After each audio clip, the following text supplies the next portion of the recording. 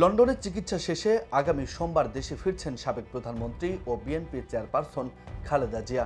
বিমান বাংলাদেশ এয়ারলাইন্সের একটি রেগুলার বিমানে চড়ে তার দেশে ফেরার কথা রয়েছে, কিন্তু ওই ফ্লাইটে দায়িত্ব পালনের কথা ছিল এমন 2 কেবিন ক্রুকে হঠাৎ ছড়িয়ে দেওয়া হয়েছে। সরকারের বিরুদ্ধে ষড়যন্ত্র এবং আওয়ামী সম্পৃক্ততা পাওয়ার গোয়েন্দা রিপোর্টের ভিত্তিতে শুক্রবার রাতে আল কুবরুন নাহার কসমিক ও কামরুল ইসলাম বিপন নামে বিমানের 2 কেবিন ক্রুকে সরিয়ে দেওয়া হয়েছে। জানা গেছে, আগে থেকে সিদ্ধান্ত হয় ঢাকা থেকে শনিবার সকালে যে ফ্লাইটটি লন্ডনের উদ্দেশ্যে ছেড়ে যাবে, ওই ফ্লাইটটি রোববার সন্ধ্যায় হিথ্রো এয়ারপোর্ট থেকে খালেদা জিয়াকে নিয়ে ঢাকার উদ্দেশ্যে রওনা হবে। শনিবার লন্ডন ফ্লাইটে যেসব পাইলট এবং কেবিন ক্রু যাবেন তারাই রোববার রাতে জিয়ার ফ্লাইটের দায়িত্ব পালন করবেন।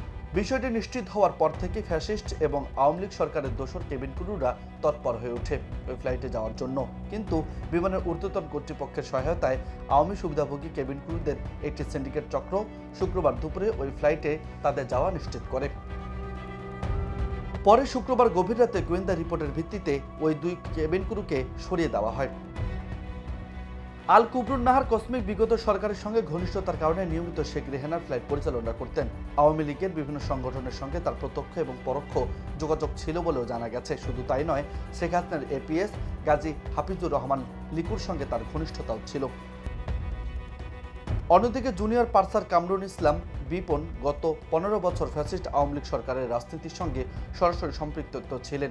বিমানের ফ্লাইট সার্ভিসের প্ল্যানিং অ্যান্ড শিডিউলিংয়ের ভারপ্রাপ্ত ম্যানেজার সিতারা নাসরিন নিশির সঙ্গে এ ব্যাপারে যোগাযোগ করা হলে তিনি জানান, ঊর্ধ্বতন কর্তৃপক্ষই তাদেরকে রিক্রুট করেছিল।